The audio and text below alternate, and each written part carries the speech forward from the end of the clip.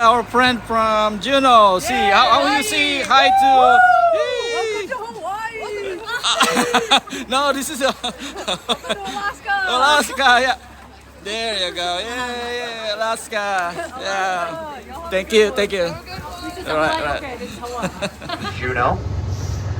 You're on the very first cruise ship of the 2024 season, so welcome. My name is Nathan. I'll be your driver today, and today's tour is the Whale Watching and Wildlife Quest. So we're going to head out to Allen Marine, and their dock is located about 30 minutes down the highway that way. So we have a 25-30 minute drive coming up ahead of us. We'll be driving down onto one of the docks, and then you'll be getting on one of the whale watching boats. You'll be on the water for about 3 hours, and then I will be there ready to pick you up and bring you back here to the pier. So before we get out on the road, I'm just going to go through a few safety items with you. If you notice up above you, that's the ceiling. Down below you is the floor. If for any reason those two become switched, we'll have an emergency situation on our hands. You'll need to find a way out of the vehicle. Fortunately, we have a lot of emergency exits on board. We have our roof hatches. There's one in the front and one in the rear. And also, each window acts as an emergency exit. In the case of emergency, you can pull the silver bar towards yourself, and the window glass will push outward. There is no smoking permitted on the bus. If I do see smoke, I will assume there's a fire. Grab the fire extinguisher located on my left-hand side and spray it in your direction. So please, no smoking. And finally, last item of business, whenever getting off of the coach, please allow the driver to be the first one off. You may have noticed we have our little yellow step stool. So when we pull up to the Whale Watch, I'll hop out really quick, set out the step stool so that's in place, and I'll be there next to the door if you need a hand coming down the stairs. So I believe that's just about it. We're just going to wait for the all clear from our representatives here on the dock, and as soon as we have that, we'll be on our half-hour journey out to Allen Marine. Is there anyone here that has one person missing from their group, or one person who decided not to come? Nobody? Okay.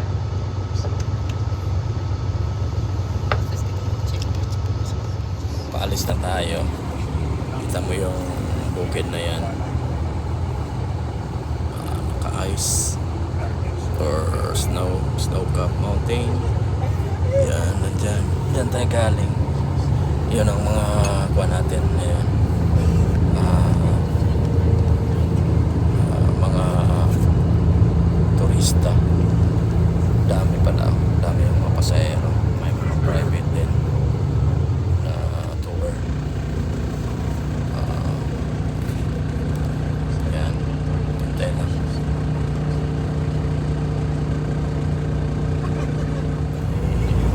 Dami na tumago. Pinakas. Yan.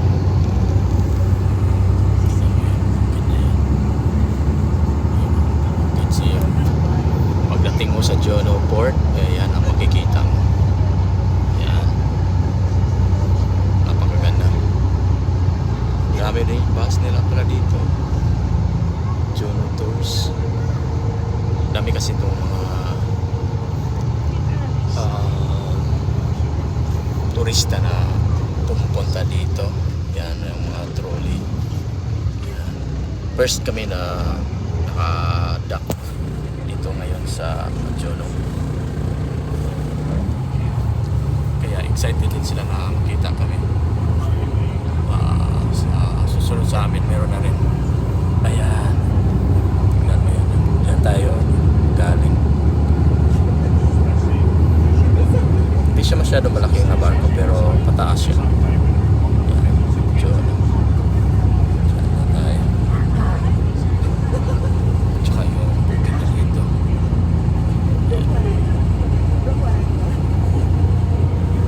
Tsaka yung mga trabahante nandito. Lahat.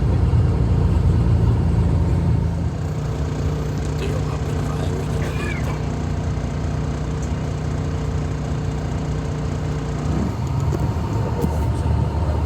Kabila. So dito tayo papunta ngayon. Tingnan mo yung mga bukid dyan. Yung mga tataas na mga bukid kung makikita nyo na may araw. Yan sa kabila, pinakataas.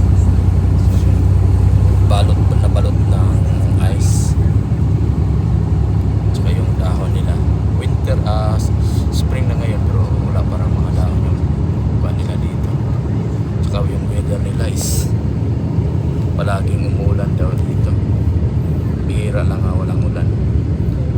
It's either ulan or snow kasi yan eh. Pag alam nyo, kung walang yung tubig, malamig yan, magiging snow. At sobrang lamig, magiging ice. Yan, dyan na yan yung natin. Tingnan mo yung mga bukid nila dito. Ganda tingnan kasi napabalot ng mga ice. Tsaka ito yung Jono City. May walking pa rin yung mga walang tour package. So pwede ka maglakad-lakad dito, pasyal-pasyal kasi alas 5 pa pauwi. Seafoods. So ito pa rin tayo sa Jono Port. Yan, daming mga turista, halos mga turista yan yung naglalakad dito. Yan, may kwan sila dito, yung cable built tram. May tram pala dito. Yun ang mga naka-package doon. Patas yung mga tram nila. Ang ganda din yung kaso lang malamig, ulan. Hindi katulad sa Iceland na puro snow lang talaga doon at saka ice. Malamig siya pero hindi ka mabagpasa kasi dito pag walang snow, ulan yun. Pag malamig na, mabuti yung snow kasi hindi ka masyado mabasa kasi pag ulan kasi basang-basa ka. Yan, ito yung pinakakuha nila downtown Jono. Kahapon doon tayo sa Sitka, lakad-lakad. Dito naman tayo ngayon. Ayan, napakaganda. Ganda tingnan yung bukid nila. Tsaka yung arrangement nila sa palakad-lakad sa pier. Tsaka tingnan mo yung pinakabukid na doon na punong-balot ng yelo. Yan, ito yung pinaka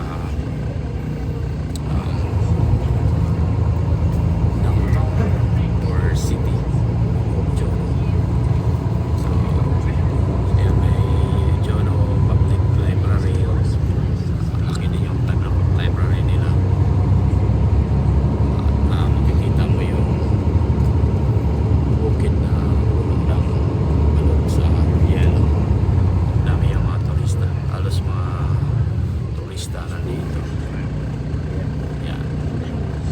Malit lang yung city nila. Kaso organized, malinis, tsaka tourist friendly.